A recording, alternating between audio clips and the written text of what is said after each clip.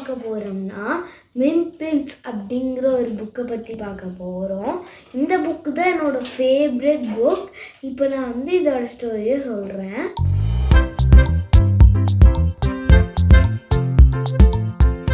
இந்த புக்கில் வந்து ஸ்டார்டிங்கில் ஒரு சின்ன வீட்டில் வந்து ஒரு அம்மாவும் அப்புறம் ஒரு பையனும் இருப்பாங்க. அந்த பையன் பேர் வந்து லிட்டில் பில்லி. அவங்க வீட்டிலேருந்து கொஞ்சம் தூரத்தில் ஒரு பைன் ஃபாரஸ்ட் இருக்குது.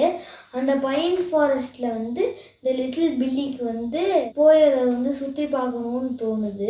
ஆனால் அவங்க அம்மா அதுக்கெல்லாம் போகக்கூடாதுன்னு இருக்காங்க.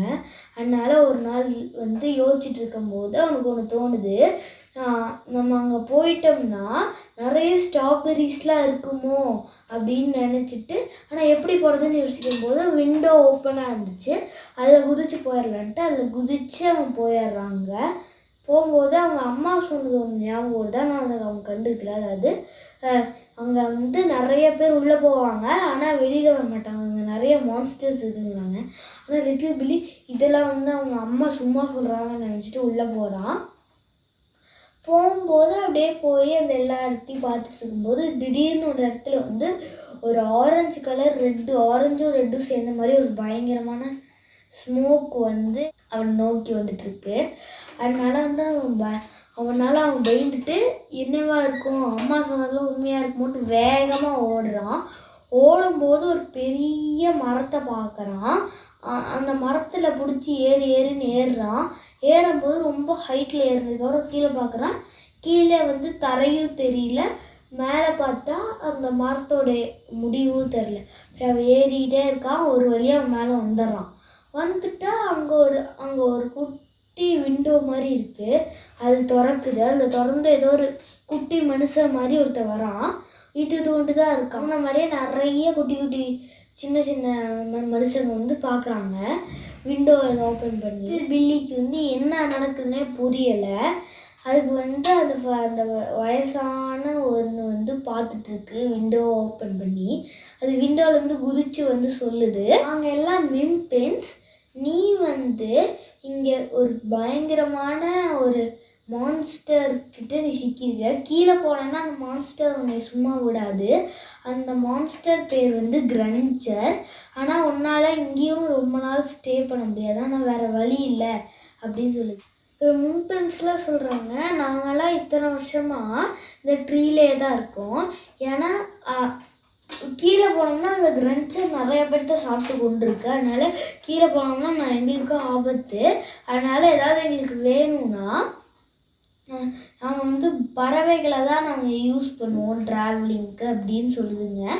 அப்போது வந்து மின்பின்ஸ் இதை ஒழிக்கிறதுக்கு வேறு வழியே இல்லையா அப்படின்னு கேட்கும்போது இருக்குது, ஆனால் அதை யாராலையும் பண்ண முடியாதுன்னு. என்னன்னு கேட்கும்போது நீ வந்து அவங்க அந்த மான்ஸ்டர் பெரிய ரெட் கலர் ஆரஞ்சு ஸ்மோக் விடுறத பார்த்துருக்கியா? ஆமாம், ஏன்னா வந்து அதோட பாடியே வந்து ஒரு அடுப்பு மாதிரி தான் உருவாயிருக்கு. அதனால் அதுலேருந்து நிறைய ஸ்மோக் வரும். இப்போ நீ அதை தண்ணியில் தள்ளி விட்டேன்னா அது செத்து போயிடும் அப்படின்னு சொல்லுது.